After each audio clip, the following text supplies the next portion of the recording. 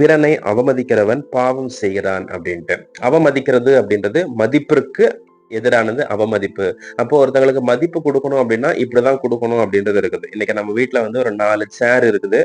4 விதமான சேர்ன்னு வச்சுக்கோங்களேன். ஒண்ணு வந்து ஸ்டூல் இருக்குது, இன்னொன்னு சோஃபா இருக்குது, இன்னொன்னு நார்மலான ஒரு சேர், பிளாஸ்டிக் சேர் ஒண்ணு இருக்குது. அப்படிங்கும்போது நம்ம ஆள் பார்த்து உட்கார வைக்க கூடாது. நல்ல நம்மளுக்கு ரொம்ப பிடிச்சவங்க, நம்ம இனத்தை சேர்ந்தவர்கள், இன்னைக்கு நிறைய இடங்கள்ல ஜாதி பாக்குறது அப்படின்னு நம்ம ஜாதி சேர்ந்தவங்களுக்கு வந்து சோஃபாவை கொடுத்துட்டு வேற ஜாதிக்காரங்க, வேற ஊருக்காரங்க, வேற கொஞ்சம் மற்றவங்க எல்லாம் வந்து தனியா வந்து ஒரு ஒரு அந்த ஸ்டூல்ல உட்கார வைக்கிறது அப்படின்றது இன்னைக்கு நிறைய இடங்கள்ல இருக்குது. நிறைய இடங்கள்ல விதவிதமான பிளேட் எல்லாம் இருக்கும். யாராவது ஒருத்தவங்க சாப்பிட வராங்க அப்படின்னாக்கி இவங்களுக்கு இந்த பிளேட்டை கொடுத்தா போதும் அப்படின்ட்டு சிலர் எல்லாம் வச்சிருப்பாங்க. சில இடங்கள்ல பாத்ரூம்ஸ் நிறைய இருக்கும். பெட்ரூம்ல ஒரு பாத்ரூம் காமனா அவங்களுக்குன்னு ஒரு பாத்ரூம் இருக்கும். தனியா வீட்டுக்கு வெளியே ஒதுக்குப்புறமா ஒரு பாத்ரூம் இருக்கும். ஏன் அப்படின்னாக்கி அது வந்து மற்றவங்களுக்கு. அப்போ இந்த அவமரியாதை செய்யக்கூடியது அப்படின்றது இன்னைக்கு ஆண்டவர் வெறுக்கிறார் அப்படின்றது ஒரு பாவம்னு சொல்றாரு. அவமரியாதை செய்யாதீங்க பாவம் அப்படின்ட்டு.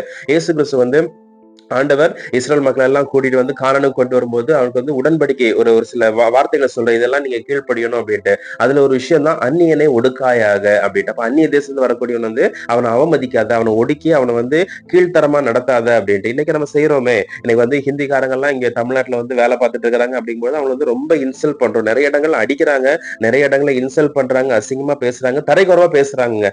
நம்ம தமிழ் ஆட்களை எப்படி நம்ம ரெஸ்பெக்ட் பண்றோமோ அந்த மாதிரி அவங்க ரெஸ்பெக்ட் பண்றதில்ல. அவங்க வந்து கொஞ்சம் தரைக்குறவா தான் நடத்திட்டு இருக்கோம். இதெல்லாம் ஆண்டவர் பார்த்துக்கிட்டே இருக்கிறார். இந்த மாதிரி நம்ம அவமதிக்க கூடாது.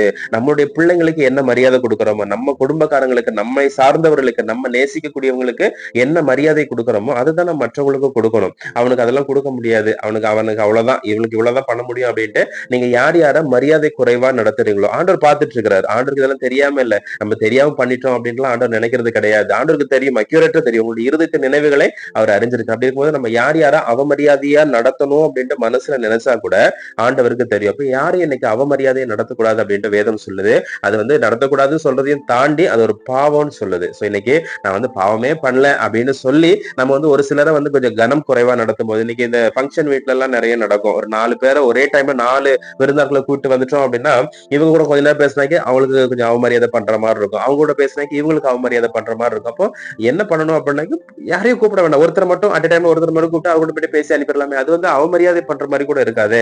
அப்ப இன்னைக்கு பிறரை அவமதிக்காம இருக்கணும் அப்படின்றத ஒரு முடிவா எடுங்க. இது வந்து பாவம்னு வேதம் சொல்லுது. பாவம் செய்யாதிருப்போம், வேதத்தை பின்பற்றுவோம். கர்த்தர் ஒவ்வொருவரையும் அதிகமாக ஆசீர்வதிப்பாராக. God bless you.